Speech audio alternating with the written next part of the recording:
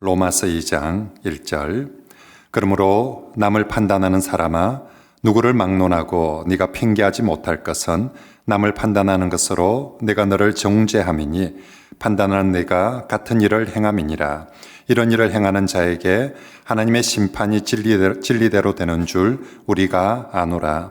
이런 일을 행하는 자를 판단하고도 같은 일을 행하는 사람아, 네가 하나님의 심판을 피할 줄로 생각하느냐? 혹 네가 하나님의 인자하심이 너를 인도하여 회개하게 하심을 알지 못하여 그의 인자하심과 용납하심과 길이 참으심이 풍성함을 멸시하느냐? 다만 내 고집과 회개하지 아니한 마음을 따라 진노의 날 곧 하나님의 의로우신 심판이 나타나시는 그날에 임할 진노를 내게 쌓는도다. 하나님께서 각 사람에게 그 행한 대로 보응하시되 참고 선을 행하여 영광과 존귀와 썩지 아니함을 구하는 자에게는 영생으로 하시고, 오직 당을 지어 진리를 따르지 아니하고 불의를 따르는 자에게는 진노와 분노로 하시리라. 악을 행하는 각 사람의 영에는 환난과 공고가 있으리니 먼저는 유대인에게요 그리고 헬라인에게며, 선을 행하는 각 사람에게는 영광과 존귀와 평강이 있으리니 먼저는 유대인에게요 그리고 헬라인에게라. 이는 하나님께서 외모로 사람을 취하지 아니하심이라. 무릇 율법 없이 범죄한 자는 또한 율법 없이 망하고, 무릇 율법이 있고 범죄한 자는 율법으로 말미암아 심판을 받으리라. 하나님 앞에서는 율법을 듣는 자가 의인이 아니요 오직 율법을 행하는 자라야 어렵다 하심을 얻으리니, 율법 없는 이방인이 본성으로 율법의 일을 행할 때에는 이 사람은 율법이 없어도 자기가 자기에게 율법이 되나니, 이런 이들은 그 양심이 증거가 되어 그 생각들이 서로 혹은 고발하며 혹은 변명하여 그 마음에 새긴 율법의 행위를 나타내느니라. 곧 나의 복음에 이른 바와 같이 하나님이 예수 그리스도로 말미암아 사람들의 은밀한 것을 심판하시는 그날이라. 아멘. 자, 지난주 우리 로마서 이제 본론부 1장 18절부터 본론부를 보면서 로마서가 죄와 하나님의 심판으로 시작을 하였습니다. 아니, 로마서 복음의 정수라고 하고 복음을 가장 잘 전하는 성경이라고 했는데 왜 갑자기 시작을 죄와 심판으로 그렇게 시작을 합니까? 그 이유는 우리 인간 자신이 죄인됨을 깨닫지 못하면, 그리고 그 죄에 대해서 하나님이 얼마나 진노하시는지, 그 진노가 무서운지를 알지 못하면 복음을 필요로 하지 않기 때문입니다. 내가 왜 예수를 믿어야 되는데? 예수가 없다거나 싫다는 것이 아니라 예수가 있든지 말든지 복음이 있든지 말든지 굳이 내가 왜? 그죠? 그렇게 되어버리거든요. 그러므로 복음이 정말 복음으로 빛나기 위해서는 반드시 인간 자신의 죄인됨과 그리고 그 죄에 대해서 하나님의 심판이 진노가 얼마나 무서운지를 알 때, 와, 정말 이 복음이 너무너무 귀한 것이구나.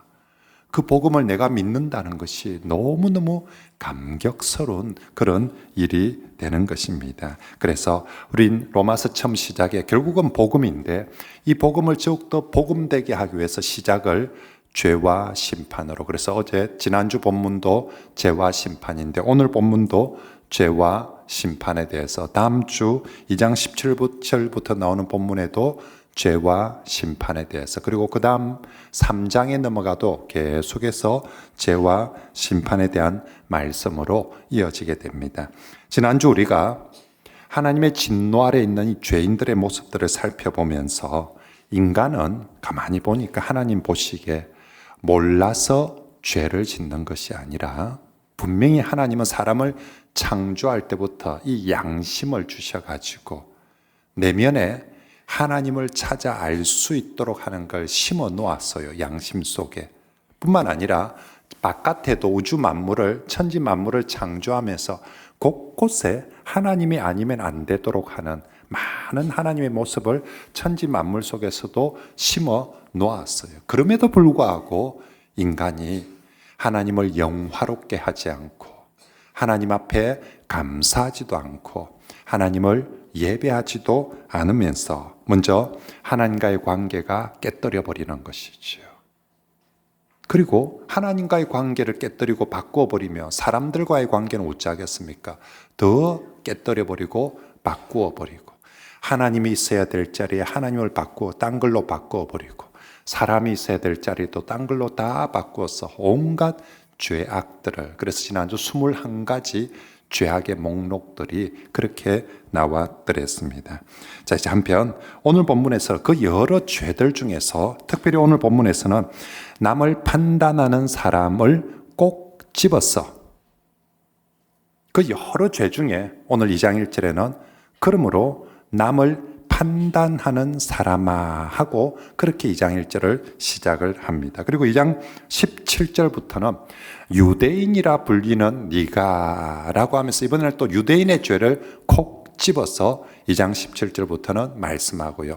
3장에 넘어가서는 결론적으로 모든 사람이 죄를 범하였음에라고 그렇게 3장으로 결론 짓게 됩니다. 자, 오늘은 2장 1절 말씀, 이번 주 요절입니다. 같이 한번 읽어보겠습니다. 시작.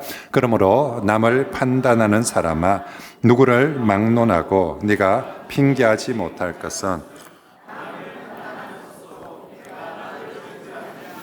판단하는 내가 같은 일을 행함이니라. 아멘. 자, 지난주에 1장 18절부터는 인간의 보편적인 죄에 대한 말씀이었습니다.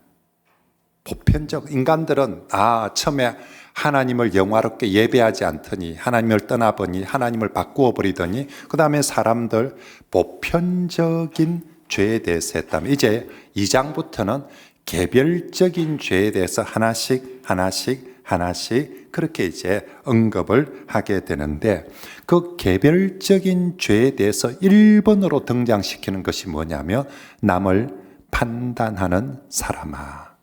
여러 죄인이 있을 텐데, 여러 죄의 종류가 있을 텐데, 개별적인 죄의 1번이 남을 판단하는 사람아 라고 그렇게 지금 시작을 하고 있습니다. 왜 이럴까요? 이것은 남을 판단하고 비난하는 이 죄가 하나님 앞에 그만큼 심각하고 무서운 죄라는 것입니다. 우리 쉽게 남 얘기하고 남 비난하고 남 정죄하고 하는데, 그거 하나님 앞에서 그 남을 비난하고 정죄하는 그게 아주 무서운 죄고, 이게 많은 사람들 하는 보편적 죄이기 때문에 이걸 1번으로 등장을 시키고 있는 거죠.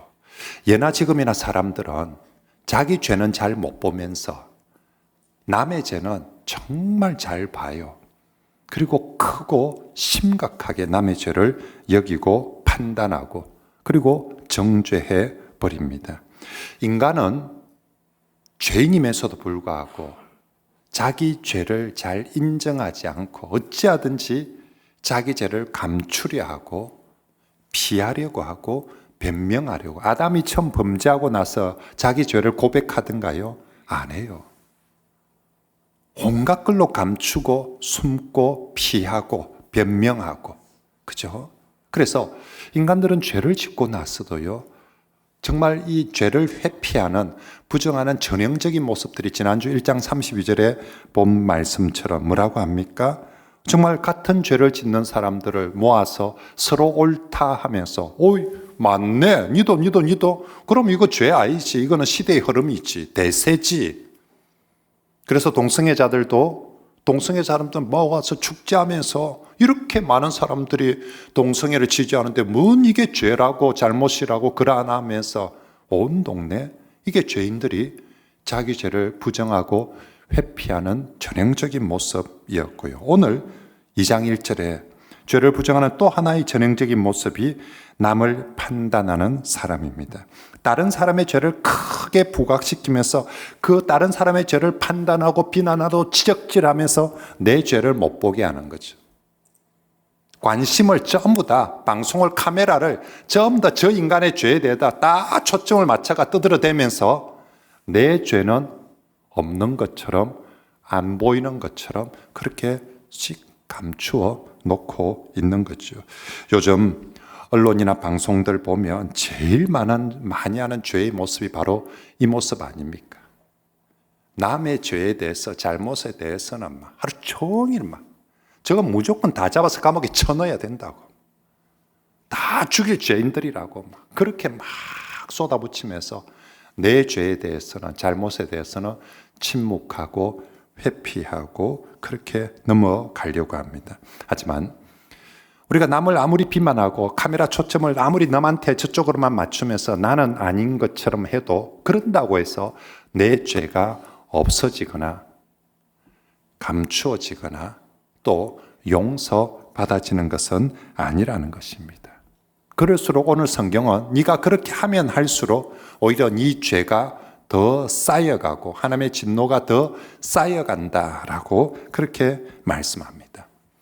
사람들이 자신의 죄를 회피하는 또 아주 교묘한 방법이 있어요. 특히 교회 다니는 사람들이 자기 죄를, 교회 다니는 사람들은, 세상 사람들은 네가 죄인이다 이러면 뭐 내가 뭔 죄인인데 저 사람도 하더만 저 사람도 다 하더만 요새는 그래 안 한 사람이 어딨나, 막 세상 사람들이 이렇게 한다며 교회 다니는 사람들이 네가 죄인이다 하면 다 맞다고 인정합니다. 근데 자기 죄에서 진심으로 회개하느냐? 그러지 않아요. 교회 다니는 사람, 죄를 피하는 교회 다니는 사람들의 죄를 피하는 아주 정말 교묘한 방법 중에 하나가 학습된 죄인이라는 표현을 씁니다. 이런 사람들은요, 죄에 대해서 아주 쉽게 빨리 두루뭉실하게 빨리 인정하면서 그 문제로부터 최대한 빨리 탈피해 버리려고 합니다. 아 그래 미안하다 잘못했다 내가 그래 맞다 내 죄 맞다 그래 미안하다. 애들도 엄마한테 이런 애들이 있어요. 이게 학습이 돼 가지고요. 엄마한테 빨리 미안하다 해버리는 게 이게 낫겠다 싶어. 빨리 잘못했다 해버리고 그리고 그 자리를 빨리 피해버리는 거예요.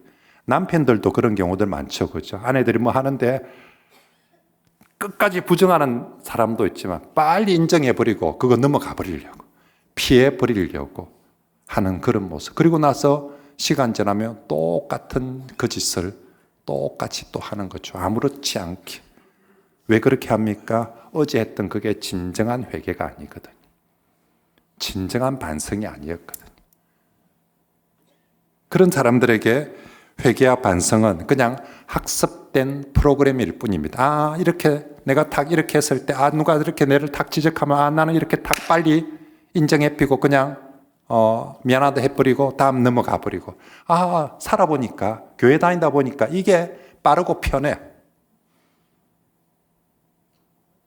하지만 정말로 이렇게 학습된 죄인, 학습된 회개, 그건 진정한 회개가 아니기 때문에 그렇게 한다고 죄가 없어지거나 용서를 받는 것 아닙니다.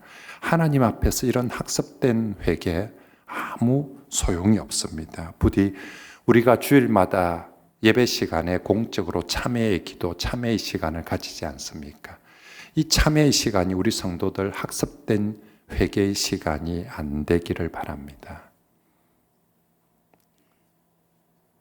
교회에서 공적으로 예배 시간에 참회의 시간을 가지는 건 우리가 일상을 살면서 정말 자기 죄를 돌아보고 회개할 기회가 거의 없거든요.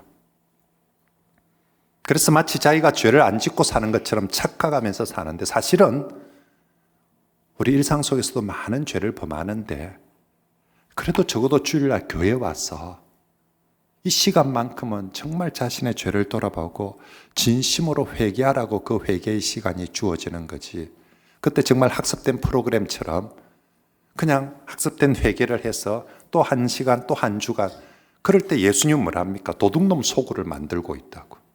도둑놈들이 하는 짓이 그거 아닙니까? 밖에 나와서 싫은 도둑질하고 나쁜 일하고 자기 소굴에 들어 휴 안심이다. 여기서 좀 쉬었다가 아유 엄마 또 좀 했다가 다시 밖에 나가면 또 똑같은 짓을 하게 되어버리는, 우리가 그런 학습된 회개, 학습된 죄인이 되어서는 안 됩니다. 그러므로 죄에 대한 진정한 회개는 학습된 회개가 아니라 정말 진심으로 애통하며 회개하는 것입니다. 부디 저와 여러분들이 로마서에서 계속해서 하나님이 우리에게 먼저 이 죄와 심판을 가지고 우리의 양심을 찔러 쪼개려고 합니다.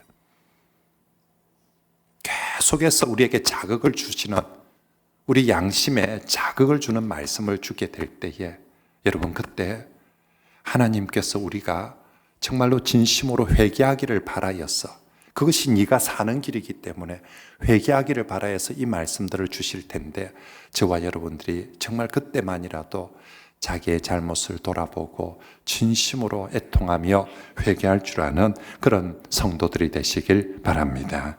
우리가 자기 죄에 대해서 좋은 일도 아닌데 자기 죄에 대해서 직면하고 애통하는 것은요, 정말 힘들고 고통스러운 일이지만 그래도 자신의 죄를 인정하고 그 죄에 대해서 아파하고 반대로 하나님의 심판에 대해서는 두려워하면서 그 죄로부터 회개하는 것이, 그것이 정말 성도다운 모습이고, 그리할 때 죄인에게도 용서가 있고 은혜가 넘치게 될 줄 믿습니다. 죄인임에도 불구하고 용서를 받고 은혜 받을 수 있는 길은 진심으로 회개하는 겁니다. 그리고 그것이 죄를 이기는 방법이기도 합니다. 하나님은 성경은 우리에게 계속 죄와 싸워서 이기라고 하거든요. 죄를 숨긴다고 이겨지지 않아요. 죄는 은밀하고 숨기면 더 힘을 더 강력하게 발휘하지, 오픈해버리면 죄가 힘을 못 쓰는데, 불을 켜버리면, 환하게 밝혀버리면 죄가 힘을 못 쓰는데, 이 죄는 숨기면, 어두워지면, 감추면, 회피하면 더 커지게 되어지는 것입니다. 그러면 절대로 죄를 이길 수가 없고 늘 죄 아래에서 죄가 계속 쌓여서 그렇게 살 수밖에 없습니다. 죄를 이기는 방법, 죄를 이기는 방법, 그것은 정말로 자기 죄를 돌아보고 인정하고 회개하고 고백하는 것이, 그것이 죄를 이기는 방법인 줄 믿습니다. 그죠? 사람과 싸워서 이기지 마시고 죄와 싸워서 이기는 그런 우리 성도들이 되시길 바랍니다. 자, 그러면 다시 이제 1번으로 남을 판단하는 사람, 남을 판단하는 사람아, 성경이 왜 하필 이 사람들을 1번으로 지적합니까? 이 사람들이 주로요, 부족하고 못난 사람들 같으면 잘 이렇게 안 해요. 남을 판단하는 사람 대부분 자신이 좀 잘났거나 바르거나 의로운 사람들입니다. 조금 전에 1장에서 하나님께서 죄들을 지목하면서 죄들에 대한 얘기들을 하면서 21가지나 언급하고 이렇게 할 때 이 사람들 어떻게 하고 있는 줄 압니까?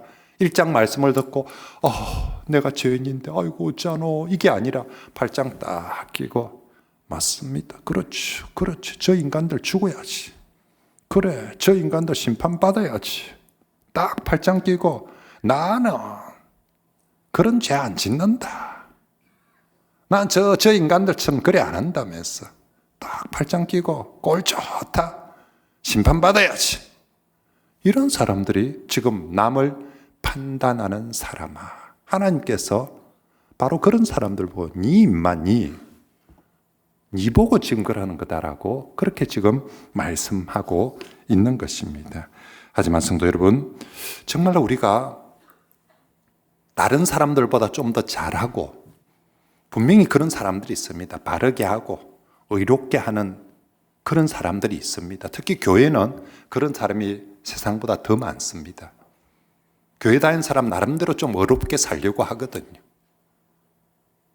그런데 그렇게 살아가는 것 자체는 우리에게 참 큰 은혜이고 축복인데, 내가 좀 의로운 것 때문에, 내가 좀 잘하는 것 때문에, 그것 때문에 내가 다른 사람들을 판단하고 비난하기 시작한다면 그것은 축복이 아니라 독이 되고 죄가 되는 줄 믿습니다. 그죠? 나의 좀 잘함이, 나의 좀 의로움이, 그것 때문에 다른 사람을 뭐처럼 보고 비난하고 정죄한다며 나의 그 좀 잘함이 그게 복이 아니라 그게 오히려 독이고 죄가 되는 것입니다. 대부분 정말로 사람들이 이 교회 안에서 특히 여러분 정말 눈이 매구같이 남의 죄, 남의 것 보고 판단하고 이거 저러면 안 되는데, 저러면 안 되는데, 저러면 안 되는데 하면서 그러면서 비난하는 사람들, 오늘 남을 판단하는 사람아, 이 말씀 앞에 꼭 자신을 돌아봐야 됩니다. 삼가하고 조심해야 됩니다. 대부분 남을 판단하기 좋아하는 사람들은요, 자신의 죄에 대해서는 엄청 관대하고 남의 잘못에 대해서는 엄청 엄격한 게 대부분의 사람들입니다. 그래서 텔레비에 보면 요즘 정치인들 보십시오. 정말 남의 잘못에 대해서는 저 무조건 죽여야 되는 겁니다. 저런 죄인이 없다고 저건 없어져야 된다고 우리나라에 그렇게 막 하면서 자기 죄에 대해서는 그럴 수도 있고 또 그래서 그렇고 얼마나 그렇게 하는지 모릅니다. 하지만 우리 참된 믿음의 성도들은 정반대여야 합니다. 자신의 죄에 대해서는 정말 엄격하고 타인의 잘못에 대해서는 관용할 수 있는 게 그게 그리스도인이 되어야 될 줄 믿습니다. 그런 의미에서 우리 자신을 여러분 자신 한번 돌아보십시오. 나는 어떤지. 나는 주로 다른 사람을 비난하는 데 입을 많이 쓰는지 칭찬하고 격려하는 데 입을 많이 쓰는지 나는 내 자신에 대해서 엄격한지 다른 사람에 대해서 엄격한지 이 말씀 앞에 우리가 돌아봐야 됩니다. 그리고 혹여 내가 정말로 내게는 그러지 않은데 딴 사람에 대해서 입이 정말 빠르고 세고 날카로운 사람들 남 일에 대해서는 정말 입이 빠른 사람이 있습니다. 언제 그걸 알고 언제 말릴 틈도 없어 막 말이 나오는 사람이 있습니다. 그리고 얼마나 세게 말하는지 몰라요. 얼마나 독하게 말하는지. 그런 사람들이 있다면 정말로 오늘 말씀 듣고 회개하시고요. 다시는 그러지 않아야 됩니다. 입을 꼬매서라도 그러면 안 돼요. 하나님 주신 입을 가지고 내 곁에 있는 사람들 다 존귀한 하나님의 성도들인데 어떻게 그렇게 함부로 세게 강하게 비난하고 판단하고 비판하고 그렇게 하시면 안 됩니다. 남을 판단하는 사람들은 그 판단의 소리가 세면 셀수록 마치 자신은 그런 죄를 안 짓는 것처럼 스스로를 포장하는 경우가 많습니다. 우리가 막 이렇게 하면서 나는 그러지 않는 사람인 것처럼 나중에 그러다가 똑같은 죄인으로 들키면 얼마나 쪽팔립니까? 얼마나 부끄럽습니까? 근데 정말로 그렇게 소리를 지르면서 나는 안 그런처럼 포장을 합니다. 하지만 여러분 그렇게 포장한다고 해서 내 죄가 없어지거나 감추어지는 것 결코 아닙니다. 5절 말씀에 보면 그렇게 할수록 하나님의 진노를 하나님 앞에 죄를 더 쌓고 하나님의 진노를 그건 더 쌓는 그러므로 내가 남을 향해서 목청을 높여서 비난하고 정죄하고 욕을 하면 할수록 내 심판을 내 죄를 더 쌓는 것이다. 그게 오늘 하나님의 말씀입니다. 그러므로 그런 어리석은 짓을 그런 위험한 짓을 그런 정말 범죄의 짓을 하지 마시길 바랍니다. 그런 사람들은 오늘 성경 말씀에 반드시 하나님이 심판하실 것이다. 2절에 이런 일을 행하는 자에게 하나님의 심판이 진리대로 될 것이고 3절에 네가 하나님의 심판을 피할 줄로 남을 그렇게 비난하고 그쪽을 향해서 계속 쏘아붙으며 너는 그냥만 넘어갈 줄 아느냐? 어림도 없다는 것입니다. 그렇게 비난하고 남을 판단하는 그런 죄인들에게 6절 말씀에 하나님이 너희들한테 심판하는 딱 기준 한 가지 내가 말해줄게. 어떻게 심판한다고요? 하나님은 각 사람에게 네가 행한 대로 보응하리라. 네가 남한테 그렇게 엄격하게 그렇게 비난하고 그렇게 판단하고 그렇게 입을 대 네가 행한 대로 하나님이 네한테 보응하시겠다라고 하나님께서 말씀하십니다. 하나님이 죄인들을 구원하실 때는 오직 믿음을 보고 구원합니다. 근데 그 죄인들을 나중에 심판할 때는 딴 거 없습니다. 네가 행한 대로 각 사람이 행한 대로 남을 그렇게 판단하고 그렇게 정죄하고 죽일 놈이라고 그렇게 하면 딱 네가 행한 대로 그렇게 심판하리라라고 하나님께서 말씀하십니다. 그리고 11절 말씀에 보니까 그렇게 심판할 때 하나님께서 외모를 가리지 않는다고 외모를 취하지 않는다라고 무슨 말입니까? 그렇게 심판할 때 유대인이라고 봐주고 이방인이라고 봐주고 대통령이라고 봐주고 뭐 고위관직이라고 봐주고 뭐 많이 배웠다고 봐주고 하나님 그런 거 없습니다. 외모를 보고 외적인 걸 보고 봐주고 빼주고 그러지 않는다는 것입니다. 하나님은 네가 그렇게 남을 판단하고 비난하며 각 사람의 행한 그대로 반드시 심판하리라 라고 말씀합니다. 그리고 12절 말씀에는요, 율법을 알든지 모르든지 차별 없이 똑같이 심판할 것이다 라고, 우리 12절 같이 한번 읽어볼까요? 시작. 무릇 율법 없이 범죄한 자는 또한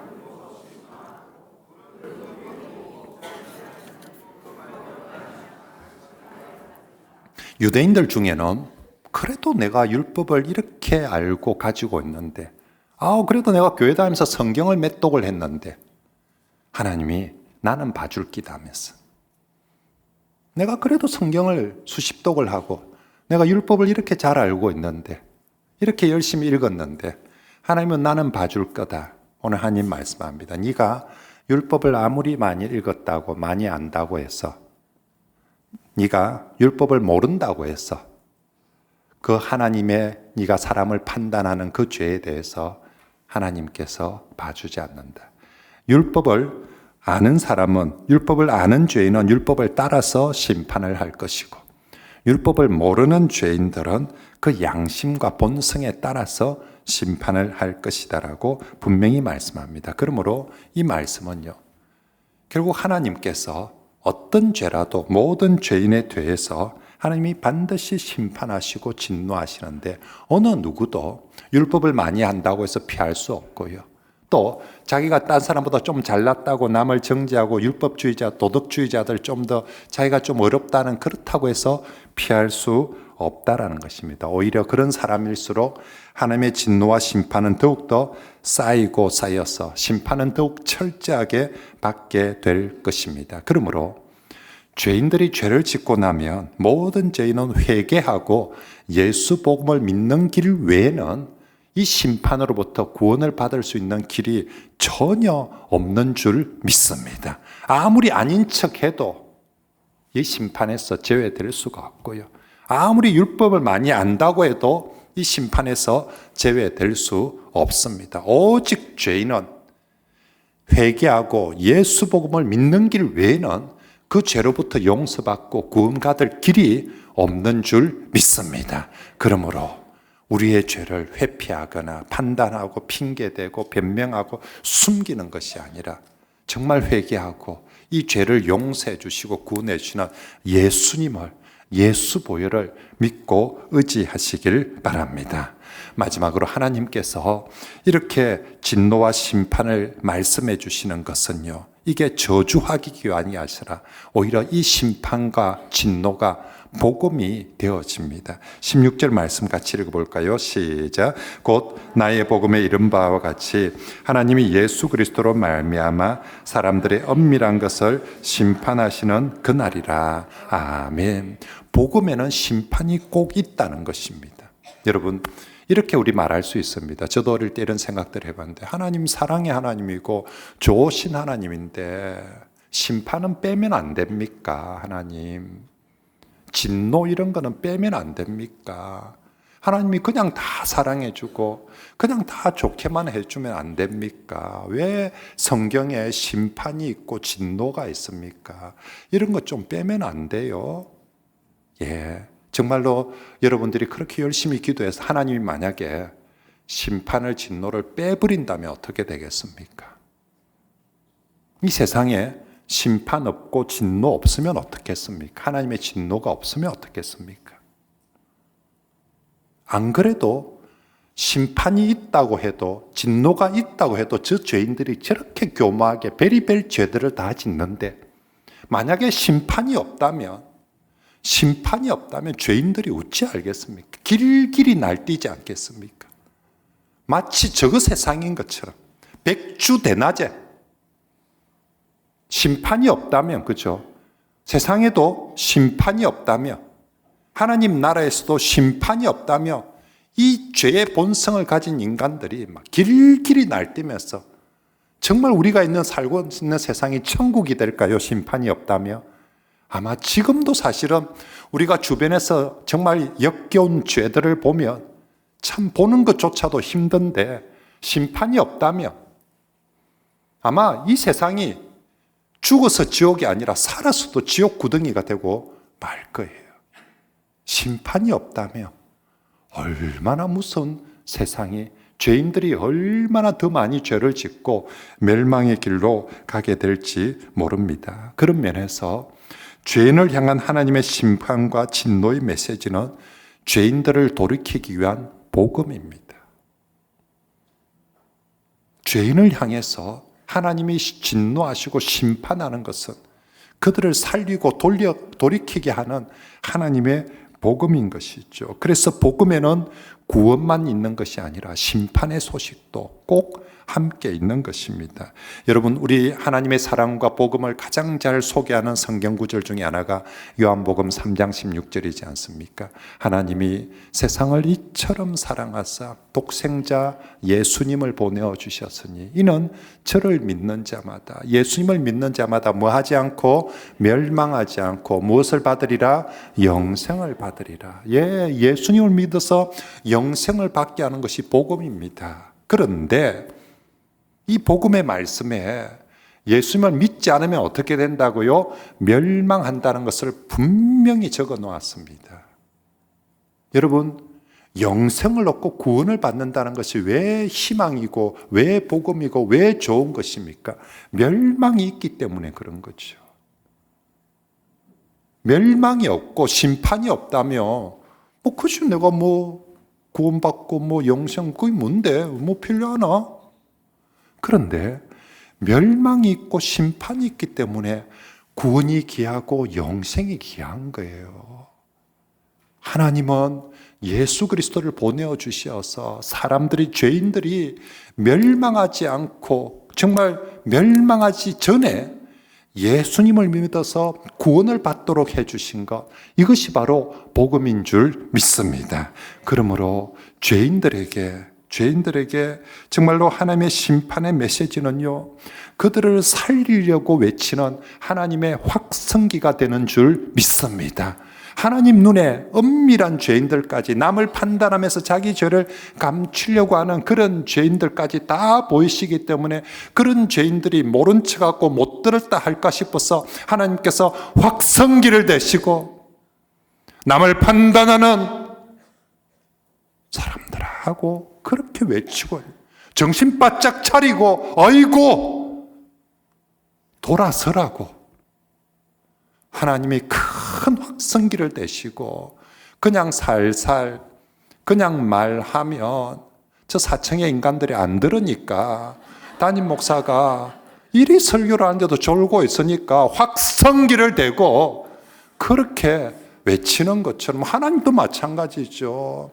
그냥 말씀하니까 그냥 복음만 얘기하니까 안 들으니까 이 심판과 진노라는 죄에 대한 심판과 진노를 통해서 확성기를 틀어서 그렇게 말씀합니다. 그러므로 정말로 우리가 이 말씀을 들을 때 또 하나님 와지라노가 아니라 나보고 회개하라고 그러는 하나님의 말씀인 줄 알고 하나님이 확성기까지 틀어서 말씀하실 때 정말 진심으로 회개하고 구원의 주 예수님을 믿는, 구원의 주 예수 그리스도의 그 보혈을 믿는, 의지하는 그런 저와 여러분들이 되시길 바랍니다. 우리 하나님 죽이고 싶어서 확성기 틀어가지고 남을 판단하는 사람아라고 이렇게 말하는 것이 아니라 그 남을 판단하는 사람 지금이라도 회개하고 돌이켜서 그러지 말라고, 예수님 믿으라고 그렇게 주님께서 말씀하시는 것입니다. 특히 여러분, 그 수많은 죄인들 중에서 1번으로 지목한 사람이 누구다? 남을 판단하는 사람아. 이 사람이 1번이다.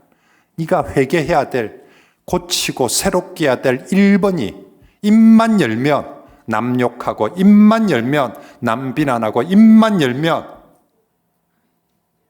남 뒷담하는 그런 사람들 보고 지금 네가 1번으로 회개해야 된다라고 하나님께서 말씀하고 있는 것입니다. 그러면 살 수 있습니다.